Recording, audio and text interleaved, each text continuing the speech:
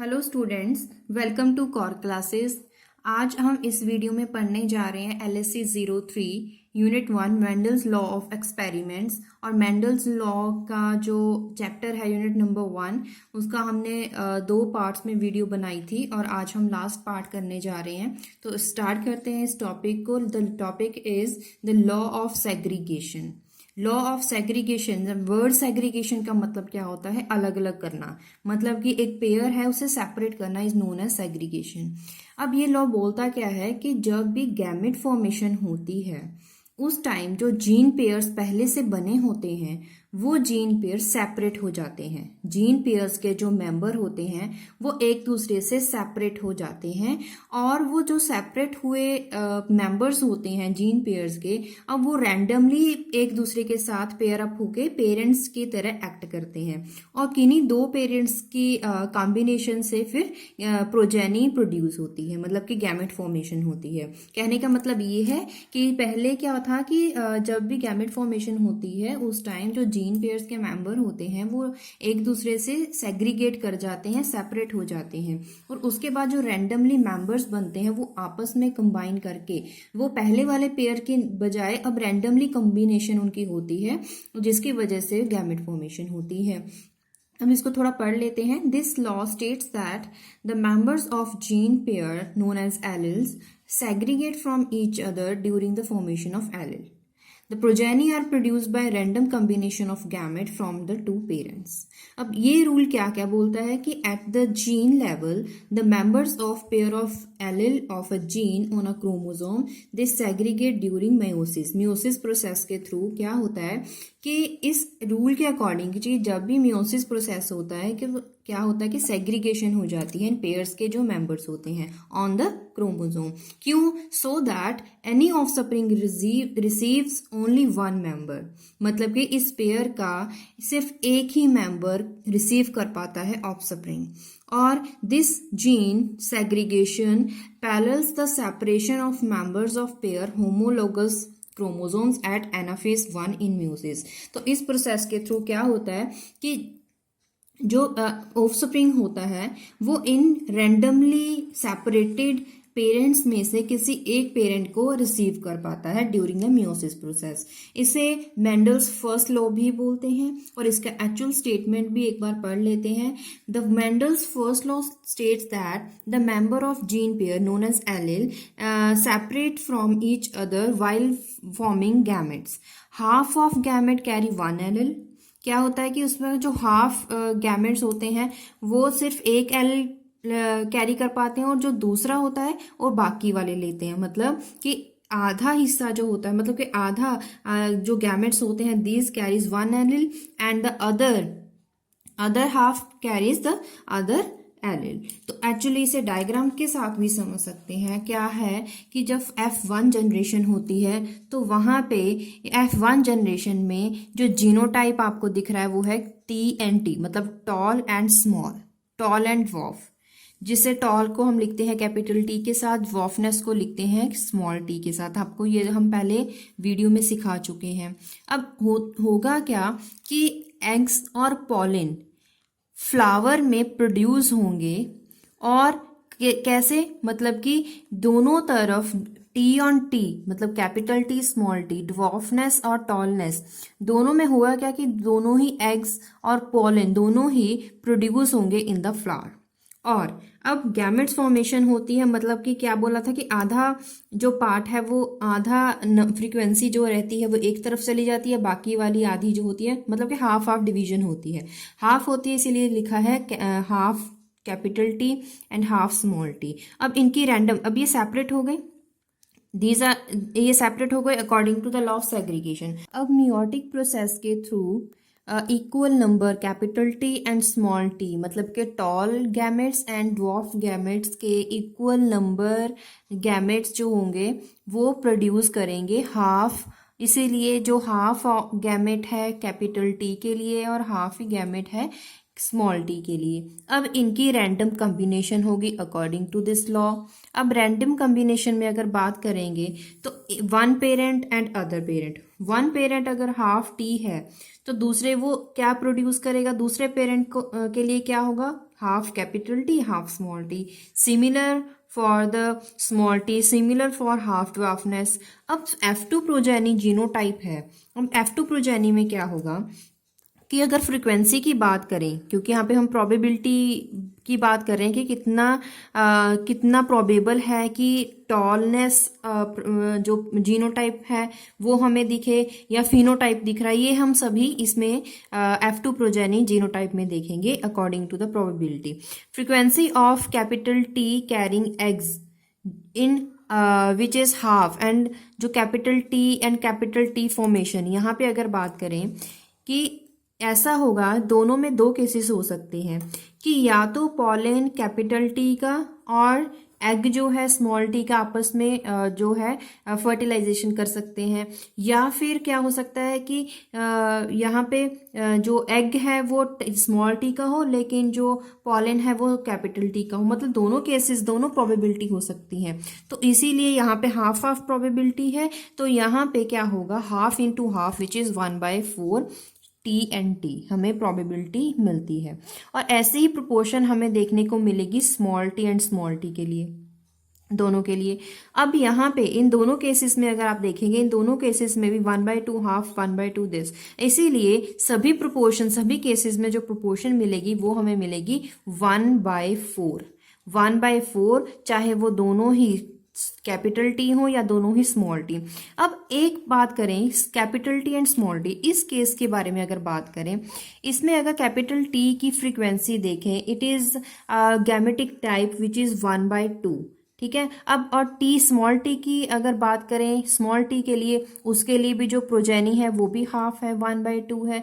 तो इसका मतलब क्या होगा, इसके दो मतलब होंगे कि फर्स्ट वे एक तो ये हो सकता है कि अगर फ्यूजन होगी जिसमें कैपिटल टी है उसका एग फ्यूज करेगा विद स्मॉल टी पॉलन, या फिर स्मॉल टी एग होगा, कैपिटल टी पॉलन होगा. दोनों ही केस हो सकते हैं. तो दोनों में जो प्रोबेबिलिटी है 1/4 1/4, अगर इसको प्लस करेंगे आप तो आपके पास आएगी प्रोबेबिलिटी 1/2. ओके. तो ऐसे ही आपको ये डायग्राम बनानी है, स्टेटमेंट दोगे फिर डायग्राम बनाओगे फिर इसको एक्सप्लेन करोगे. एक्सप्लेन करने के लिए जो मैंने आपको एक्सप्लेन किया वही आप पॉइंट्स में लिखोगे, लेकिन मैं आपको एक बार बता देती हूँ मैंने कौन से पॉइंट लिखे हैं. F1 plant have genotype T and T, हमने फर्स्ट पॉइंट में लिखा था, जिसमें हमने बताया था कि both the egg and pollen are produced in the flower of plant grown from the seeds. Okay. अब उसके बाद आया था मियोटिक प्रोसेस, जिसमें दोनों ही हाफ हाफ बने थे, कैपिटल टी हाफ बना था, स्मॉल टी हाफ बना था. उसके बाद from the rules of probability the relative expected frequency of 3 possible genotype. F2 generation की बात करें, जहां पे F2 की बात करी थी वहां पे हमने प्रोबेबिलिटी की बात करी कि F2 जनरेशन में क्या होगा, to produce capital T plant, क्या होगा कि एक टी जो है उसका एग फ्यूज करेगा with other T pollen grain. ठीक है. अब frequency of T carrying egg half, and proportion कितना होगा दोनों का, टी प्लांट्स का half into half which is 1/4. अब इसके साथ कौन सी प्रोजेनी आपको मिलेगी, ड्वार्फनेस मिलेगी, स्मॉल टी. अब ये तो हो गया कैपिटल टी अगर दोनों केसेस में अगर स्मॉल टी हो, लेकिन अगर एक केस में ड्वार्फनेस हो, एक केस में टॉलनेस हो, उस केस में क्या होगा, this is T progeny. Frequency of capital T in one gametic formation in gametic type is half, and दूसरे के लिए भी हाफ है. तो फर्स्ट वे क्या है कि एक का एग हो दूसरे का पॉलन हो, या फिर जो स्मॉल टी हो उसका एग हो कैपिटल टी का पॉलन हो. तो प्रोबेबिलिटी दोनों के लिए 1/4 थी, 1/4 प्लस 1/4 विच इज हाफ. अब देखते हैं इसकी वैलिडिटी चेक करते हैं. वैलिडिटी चेक करने के लिए जो मेंडल थे उन्होंने सेल्फ फर्टिलाइजेशन करवाई up to F1, F2, F3, F4, F5, F6 generation तक उन्होंने ये सेल्फ फर्टिलाइजेशन करवाई, और उन्होंने देखा कि हर एक जनरेशन में डोमिनेंट केस भी मिला और रिसेसिव भी मिला, दोनों ही कैरेक्टर मिले. कैपिटल टी भी मिला, स्मॉल टी, ड्वार्फनेस भी मिलता रहा और रिसेसिवनेस भी उस कैरेक्टर में मिलती रही. तो इससे उन्होंने ये बताया कि law of segregation was valid, ये वैलिड है. चाहे कोई भी तरह की जनरेशन उसमें कितनी भी जनरेशन तक हम एक्सपेरिमेंट करके देखें तो लॉ ऑफ सेग्रीगेशन वैलिड रहेगा, चाहे हम सिर्फ और सिर्फ F2 जनरेशन तक, या फिर जैसे हमने लास्ट केस में F1 और F2 जनरेशन करवाई थी सिर्फ उस तक दो केसेस लिए थे, या फिर आप F6 जनरेशन तक जाएं लेकिन लॉ ऑफ सेग्रीगेशन वैलिड रहेगा, रिटेन रहेगा। इसीलिए it doesn't matter how many generation it was carried out. अब इन अनदर एक्सपेरिमेंट, अब एक और एक्सपेरिमेंट किया जिसमें F1 heterozygous individual to self fertilize की करवाने की वजह से करवाने के बजाय उन्होंने क्या करवाया, क्रॉस फर्टिलाइजेशन करवाई। मतलब पहले तो किया था उन्होंने self fertilization up to F6 generation, अब उन्होंने करवाई क्रॉस प्रोडक्ट, मतलब कि सेल्फ फर्टिलाइजेशन के बजाय क्रॉस फर्टिलाइजेशन करवाया। फॉर एग्जाम्पल, अब क्रॉस के लिए उन्होंने क्या लिया, एक केस लिया जिसमें स्मूथ एंड रिंकल्ड सीड्स को उन्होंने स्पेसिफाई करने के लिए एक एक्सपेरिमेंट किया था। उस एक्सपेरिमेंट में लिया था smooth and wrinkled seeds. Smooth को कैपिटल S के साथ लिखा और which is dominant character, and recessive character कौन सा था, wrinkled, which is written by small s। By cross gamete produced by parent 1 are of 2 type.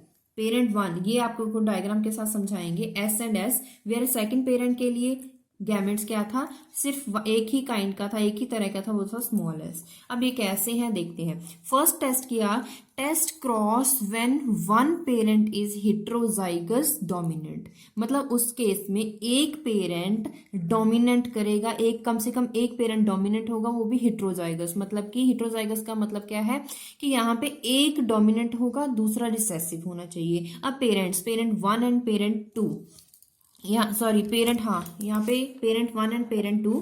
Parent 1 उन्होंने लिया S एंड S, और दूसरी तरफ दोनों ही डिवॉर्फनेस, मतलब दोनों ही यहाँ पे सॉरी डिवॉर्फनेस की बजाय दोनों की यहाँ पे सीड जो दिए थे वो कौन से लिए थे, रिंकल्ड। यहाँ पे एक लिया था स्मूथ सीड और दूसरा लिया था रिंकल सीड। अब यहाँ पे क्या है, हिट्रोजाइगस डोमिनेंट एंड स्मूथ, और इस केस में क्या है, होमोजाइगस, क्योंकि ये सेम है, होमोजाइगस सेम करेक्टर है, रिसेसिव है और रिंकल्ड है।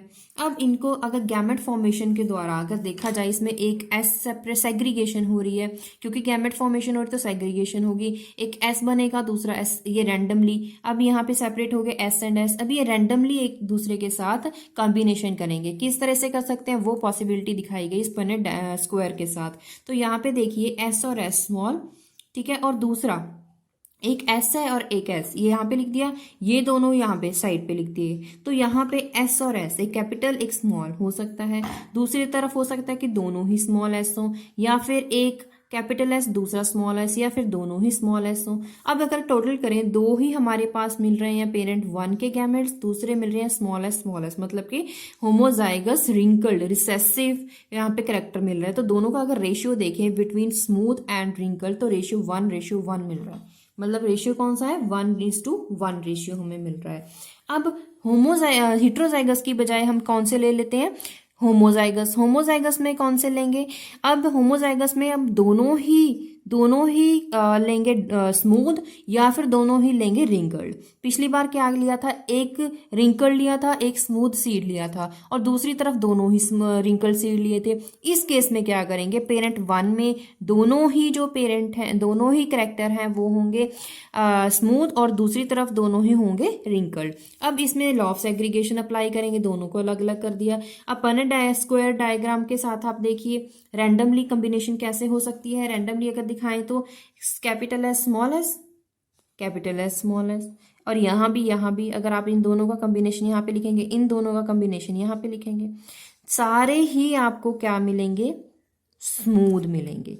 मतलब यहाँ पे जो डोमिनेंट है, क्योंकि हमने बोला कि होमोजाइगस डोमिनेंट कौन सा है, स्मूथ, तो आपको रिजल्ट में सारे के सारे स्मूथ मिलेंगे। स्मूथ और रिंकल्ड का यहाँ पे कोई रेशियो की बात ही नहीं होगी, क्योंकि पिछले केस में स्मूथ एंड रिंकल्ड का जो रेशियो था वो 1:1 था, यहाँ पे सारे के सारे स्मूथ होंगे। तो कुछ पॉइंट्स नोट कर लें। As a result fusion of gamete, half the progeny of test crosses are so has heterozygotes having a smooth phenotype. Dominance of capital S, dominance है S allele and the other half किसके पास होगी, homozygote wrinkled के पास हो जाएगी।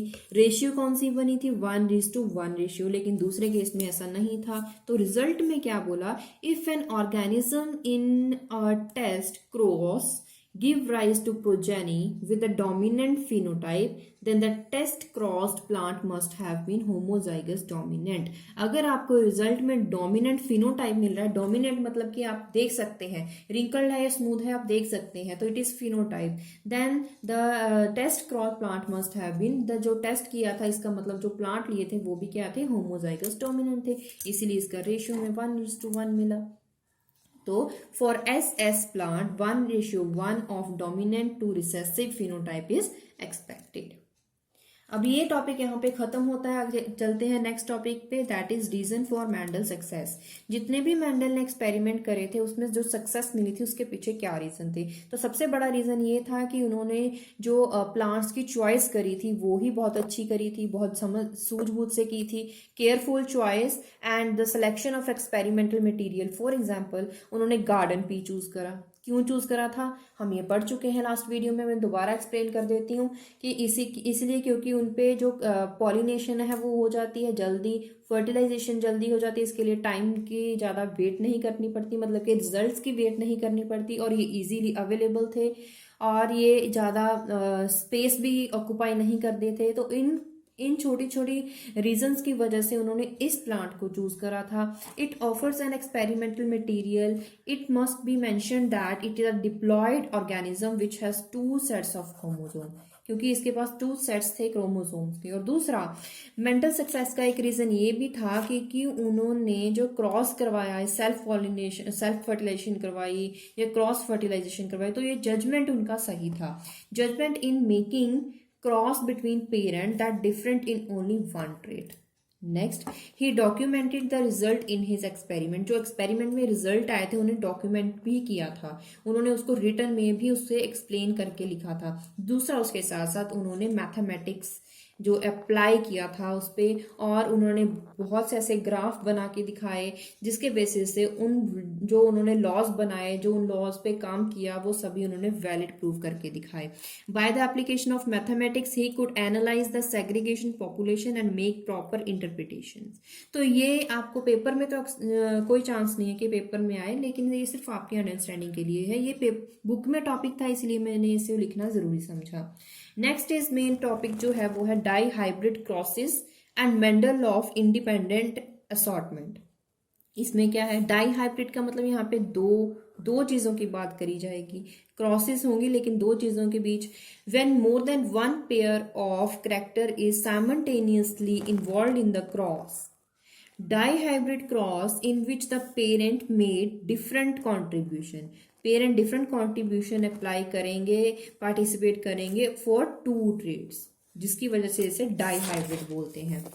Law क्या बोलता है, law of independent assortment क्या है, this law states that the factors और genes for the different trait assort independently. जो ये लॉ बोलता है कि जो डिफरेंट ट्रेट्स हैं फॉर द जीन्स, तो वो इंडिपेंडेंट होंगे एक दूसरे से, उनका एक दूसरे के साथ कोई डिपेंडेंस नहीं होगी। Genes on different chromosomes behave independently, different chromosomes के डिफरेंट जीन्स डिफरेंटली एक दूसरे के साथ उनका कोई रिलेशन नहीं होगा जब वो गैमेट बनाएंगे। मतलब जब भी गैमेट फॉर्मेशन होगी तब क्या होगा, जो जीन्स होंगे, जीन्स के क्योंकि सेग्रीगेशन की वजह से उनका सेपरेशन हो गया है, तो इंडिपेंडेंट असॉर्टमेंट होगी उनका आपस में कोई रिलेशन नहीं होगा। Mendel's experiment in which he crossed plants, जो इसमें उसने क्रॉस किया था उसमें 2 कैरेक्टर डिफरेंट थे। कैसे उन्होंने कौन सा कराया, एग्जाम्पल अगर ले लें, mating of the plants involving smooth और राउंड, या फिर रिंकल्ड, मतलब स्मूथ वर्सेस रिंकल्ड करवाया था, येलो वर्सेस ग्रीन ट्रेट। तो ये 2 तरह के ट्रेट थे, इसे बोलते हैं dihybrid fertilization. As it is known that yellow is dominant to green and smooth is dominant to wrinkle, तो वही एक्सपेरिमेंट पे चलते हैं। मेंडल ने क्या करवाया, ट्रू ब्रीडिंग क्रॉस करवाया between smooth yellow plant and wrinkled green plants. मतलब है क्या था, एक ट्रेट था स्मूथ वर्सेस रिंकल, दूसरा ट्रेट था येलो वर्सेस ग्रीन। उन्होंने उसको क्रॉस में करवाया। क्रॉस क्या करवाया, ट्रू ब्रीडिंग, किसमें, smooth versus yellow and wrinkled green plants. मतलब इसमें क्या बोलेंगे हम, homozygous for yellow smooth seeds. Yellow भी है और स्मूथ सीड्स भी हैं। तो स्मूथ है हम पे लिखा एस एंड एस, और इसके साथ येलो है जिसको लिखा वाई वाई। अब इसका पेरेंट नंबर 1 जिसमें क्रॉस करवाएंगे विद किसके साथ, विद रिंकल्ड एंड ग्रीन के साथ। मतलब एक है क्रॉस करवा रहे हैं between smooth and yellow versus wrinkled and green के साथ। तो गैमेट फॉर्मेशन हुई, वो सेपरेट हुए। क्या क्या हुआ, एक यहाँ पे गैमेट फॉर्मेशन हुई एस वाई, दूसरी तरफ एस वाई, ठीक है। तो यहाँ पे इन दोनों का क्रॉस करवाएंगे। This is the yellow smooth, तो it is dihybrid, it is also dihybrid, क्योंकि ये क्या है, रिंकल्ड एंड ग्रीन। तो इनका क्रॉस करवाया F1 जनरेशन में, क्रॉस करवाया, तो क्रॉस में हमें क्या मिला, एस एस वाई वाई, चारों ये दो पेयर्स हमें इकट्ठे मिले। अब क्या करवाएंगे, इनका आपस में सेल्फ फर्टिलाइजेशन करवाई। तो क्या गैमेट फॉर्मेशन में क्या मिलेगा, अब ये जो है एस एस दोनों है, दो केसेस यहाँ पे आएंगे कि जो कैपिटल एस है वो वाई के साथ भी फर्टिलाइजेशन करवाए, वो स्मॉल वाई के साथ भी करवाए। अगर कैपिटल एस कैपिटल वाई के साथ करता है तो उसको हम लिखेंगे एस वाई, दोनों ही कैपिटल फॉर्म। अगर कैपिटल एस स्मॉल वाई के साथ तो हम ये पेयर लिखेंगे। अगर स्मॉल एस कैपिटल वाई के साथ बनाएगा, ये केस भी हो सकता है, तो ये लिखेंगे। अगर स्मॉल एस वाई के साथ फर्टिलाइजेशन करवा रहा है तो हम स्मॉल एस स्मॉल वाई लिखेंगे। तो 4 ऑप्शंस होंगे। सिमिलरली यहाँ पे भी वही 4 लिखेंगे। तो टोटल हमें 16 ऐसे कैरेक्टर्स मिलते हैं। कैसे, यहाँ पे हम टेबल बना लें, अगर female gamete and male gametes, तो इनका इन दोनों का क्रॉस करवाएंगे तो यहाँ पे हमें ये प्रोडक्ट मिलेगा। ये दोनों करवाएंगे तो हमें ये रिजल्ट मिलेगा। ये दोनों करवाए फिर ये मिला, ये दोनों करवाए फिर ये, ऐसे ही इन दोनों का करवाएं, फिर इन दोनों का करवाएं, फिर इन दोनों का, फिर इन दोनों का, सिमिलरली फिर इसका और इस सभी के साथ, फिर इसका इन सभी के साथ करवाएं। तो हमें इस तरह से 4 वर्सेस 4 हमें 16 पेयर्स ऐसे मिलेंगे। तो रेशियो की अगर बात करें, सभी में अगर आप काउंट करके देखें, जिसमें स्मूथ भी हो और येलो भी हो, स्मूथ येलो, स्मूथ क्या था, कैपिटल एस, येलो क्या था, कैपिटल वाई। जिसमें कैपिटल एस और कैपिटल वाई आता है वो अगर आप काउंट करें रिजल्ट में, 1 2 3 4 5, ये नहीं क्योंकि इसमें कैपिटल वाई नहीं है, 5 6 7 8, ये भी नहीं, ये भी नहीं, 9, ये भी नहीं, ये भी नहीं, ये भी नहीं। तो टोटल कितने हो गए, 9 स्मूथ येलो प्लांट्स। तो ऐसे ही हम नेक्स्ट करेंगे रिंकल्ड येलो, जिसमें स्मॉल रिंकल क्या है, स्मॉल एस भी हो और कैपिटल वाई भी हो। टोटल आप गिनोगे, जिससे मैंने गिना तो टोटल 3 आएंगे। स्मूथ ग्रीन होंगे वो आपको टोटल मिलेंगे 3। रिंकल ग्रीन सिर्फ आपको 1 मिलेगा, जिसमें ये वाला, जिसमें दोनों ही एस स्मॉल है, दोनों ही वाई स्मॉल है, आपको सिर्फ 1 मिलेगा। तो smooth yellow parent produces S Y gamete, मतलब कि smooth yellow parents produces which give rise to कौन से, स्मूथ और wrinkled yellow green zygotes which fused with the wrinkled and green gamete from the other parent. क्यों, क्योंकि इसमें सारे के सारे जो 16 के 16 पेयर्स हैं उसमें सभी के सभी फ्यूज नहीं हो रहे हैं। क्यों, क्योंकि इस केस में डोमिनेंस ऑफ कौन सा है, डोमिनेंस कौन सा है, smooth and yellow. Great, all the F1 seeds are smooth and yellow, जिसकी वजह से हमें क्या मिला कि गैमेट फॉर्मेशन हो रही है वो SY में और स्मॉल SY में हो रही है। अब पॉसिबिलिटीज कुछ लिखी हैं।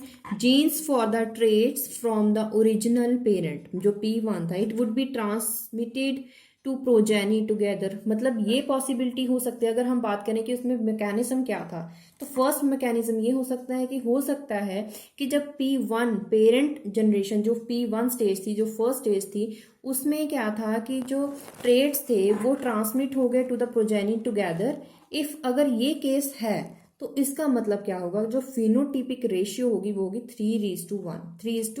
1, मतलब कि स्मूथ येलो की 3:1, 3 अगर 3, और दूसरा रिंकल्ड ग्रीन का जो ऑब्टेन होगा रेशियो वो होगा 3:1, अगर ऐसा केस है।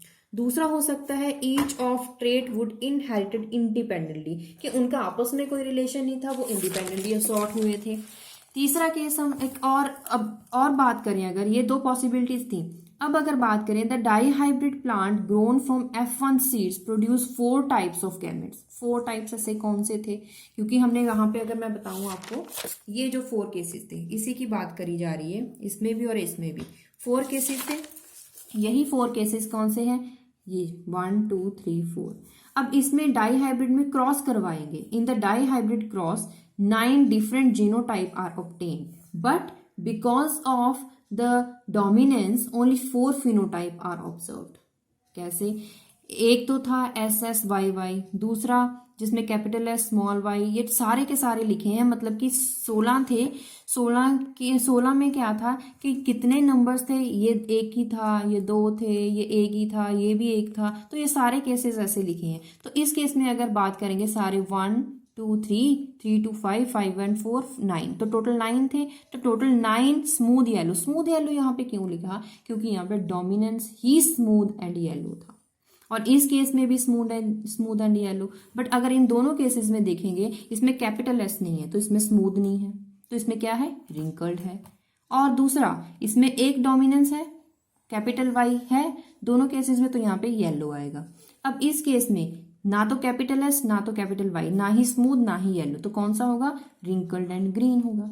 तो ये जो पीछे डायग्राम बनाई थी, अगर हम ये टेबल बनाया था, इसी टेबल को आगे लिखा हुआ है, जस्ट नंबर डाल के लिखा है, आप कंफ्यूज मत होइएगा। Branched diagram of a dihybrid cross, branch diagram. अब ये क्या है, यहाँ पे अगर आप देखें, मैं आपको पॉइंट्स बाद में बताऊंगी, आप देखें। Take 2 gene pair assort independently into gametes. दो कोई भी जीन पेयर आपस में, जो असॉर्टमेंट, जो भी ये लॉ था जो लास्ट में हमने किया था इंडिपेंडेंटली असॉर्टमेंट, उसी के अकॉर्डिंग क्या होगा कि F1 जनरेशन के बाद जो हिट्रोजाइगोट थे, उन्होंने क्या दिया था, 3/4 पेयर्स दिए थे। मतलब कि उसमें जो 3/4 रेशियो थी वो स्मूथ की थी, कैपिटल S, और जो 1/4 रेशियो थी ये थी रिंकल के लिए, स्मॉल s। ठीक है, इसका मतलब कि हम 3:1 की बात कर रहे थे ना, इसीलिए हम ये लिखा 3:1। तो स्मूथ के लिए क्या होगी, 3/3+1, और इसके लिए क्या होगी, रिंकल के लिए 1/3+1। तो इसके लिए होगी 3/4, इसके लिए होगी 1/4।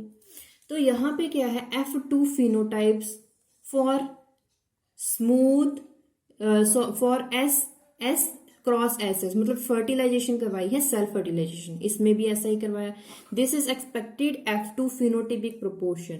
इसमें सिर्फ और सिर्फ आपको रेशियो बताई जाएगी कि इस केस में अगर बात करेंगे 3/4 स्मूथ जो रेशियो है, इसमें अगर आप इसका क्रॉस करवाएंगे विद येलो एंड रिंकल्ड के, येलो एंड ग्रीन के साथ, तो आपको 3/4 जो पार्ट है वो आपको येलो का मिलेगा, और जो, क्योंकि ये डोमिनेंस है, और जो रिसेसिव है ग्रीन, वो आपको मिलेगा रेशियो 1/4।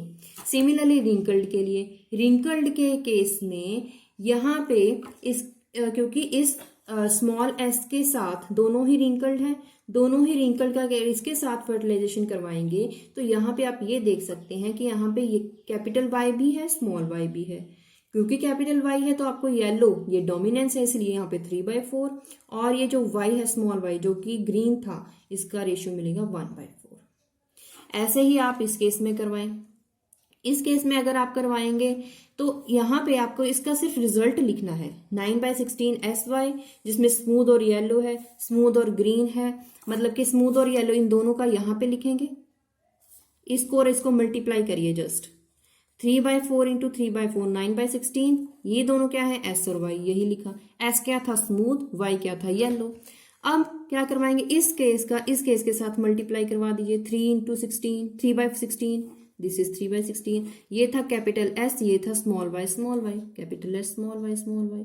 ऐसे ही आप इन दोनों का लिखें। इन दोनों का केस में 3 × 1 3, 4 4 16, और ये एस एस और Y, S S and Y Y, ये क्या थे रिंकल्ड, ये क्या था येलो।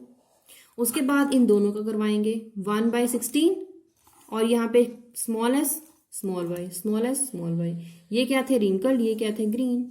मतलब आपको सिर्फ एक ये लिखना है, एक याद रखना है कि आप किसका करवा रहे हो, उसके बाद ये रेशियो मतलब जो चेन है अपने आप चलती जाएगी। ये थे डाई हाइब्रिड। अब इसके पॉइंट्स क्या है वो देख लेते हैं।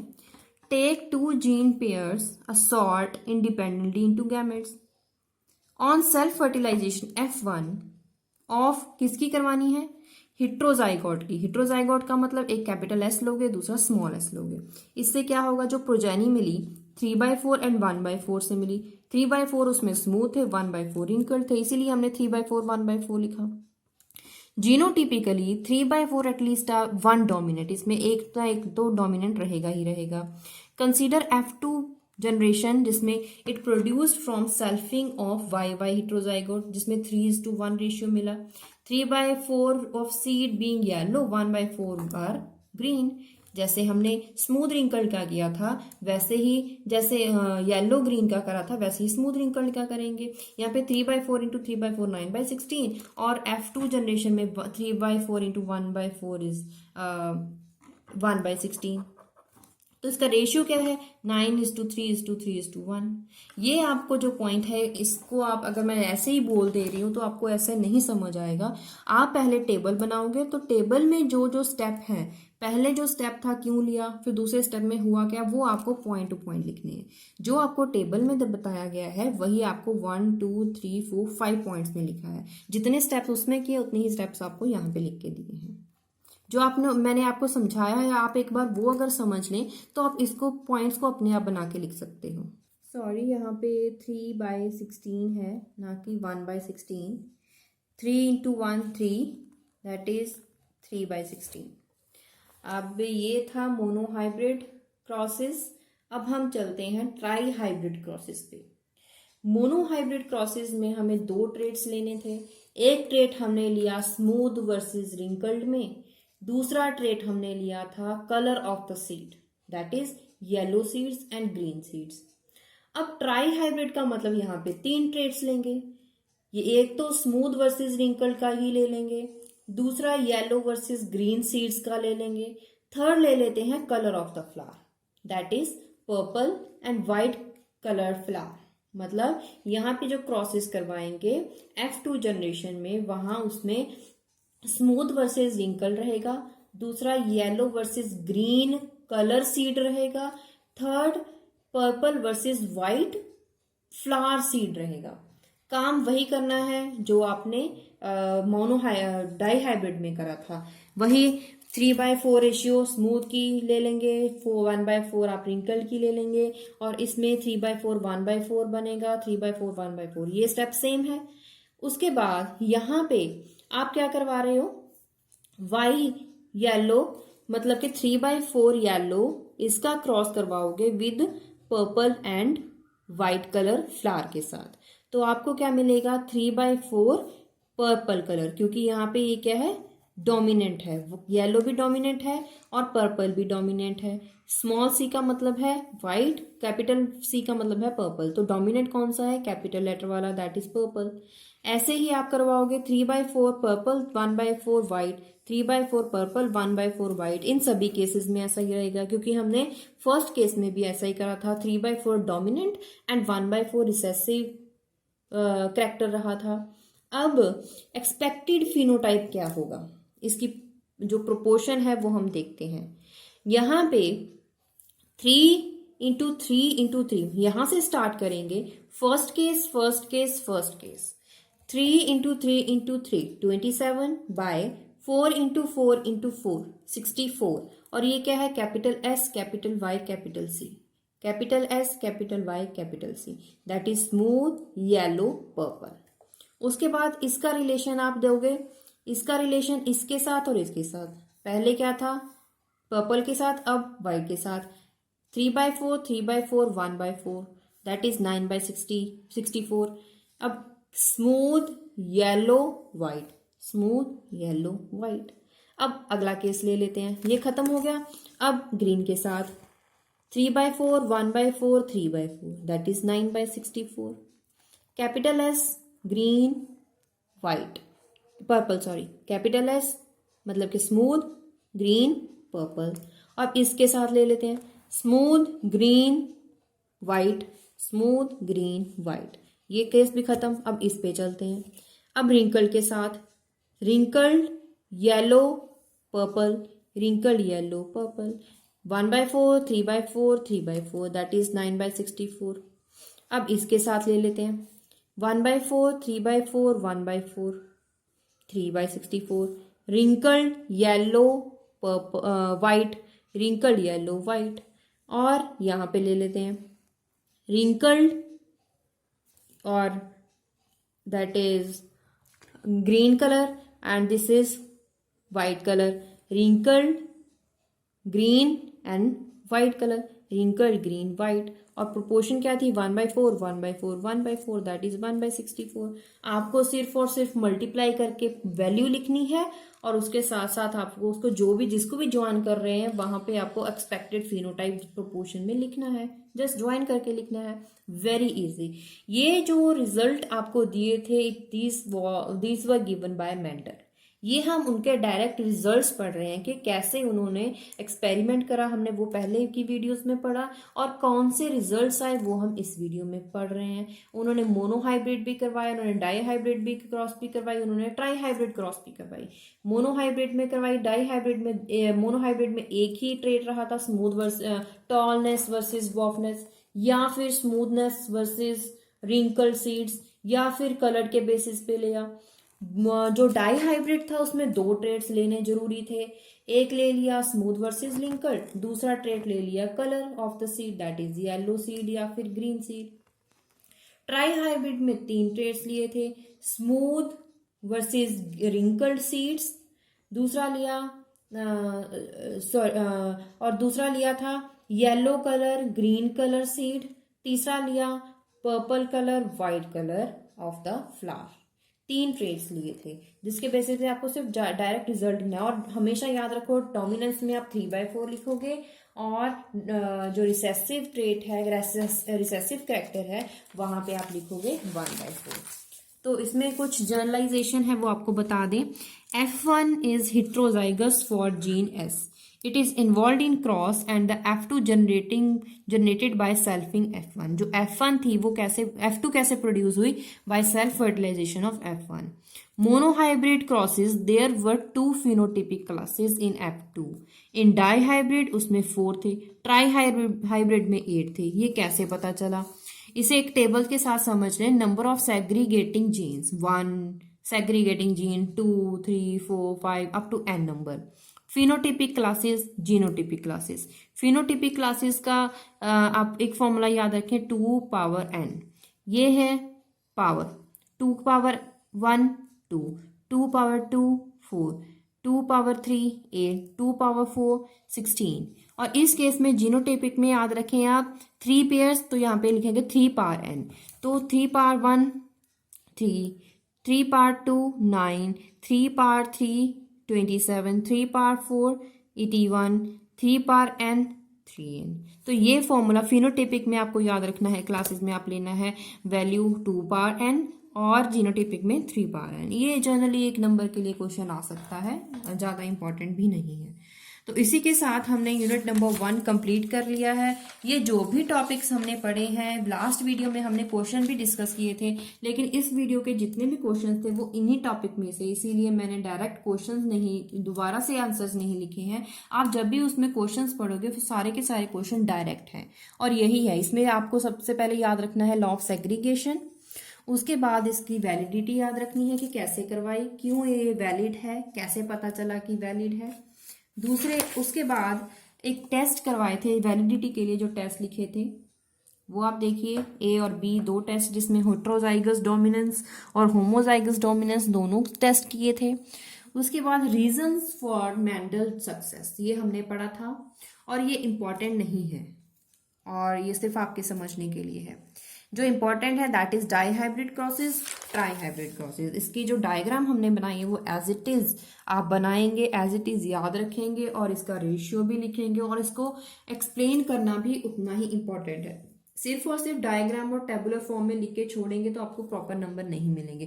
प्रॉपर मार्क्स चाहिए तो आपको एक्सप्लेन करना is very very important. 50% marks आपको डायग्राम से मिलेंगे, 50% मार्क्स आपको जो मिलेंगे वो एक्सप्लेन करने से मिलेंगे। जो आपने डायग्राम बनाई बस उसी को पॉइंट टू पॉइंट आप एक्सप्लेन करते जाइए। तो इसी के साथ आज की वीडियो खत्म कर रहे हैं।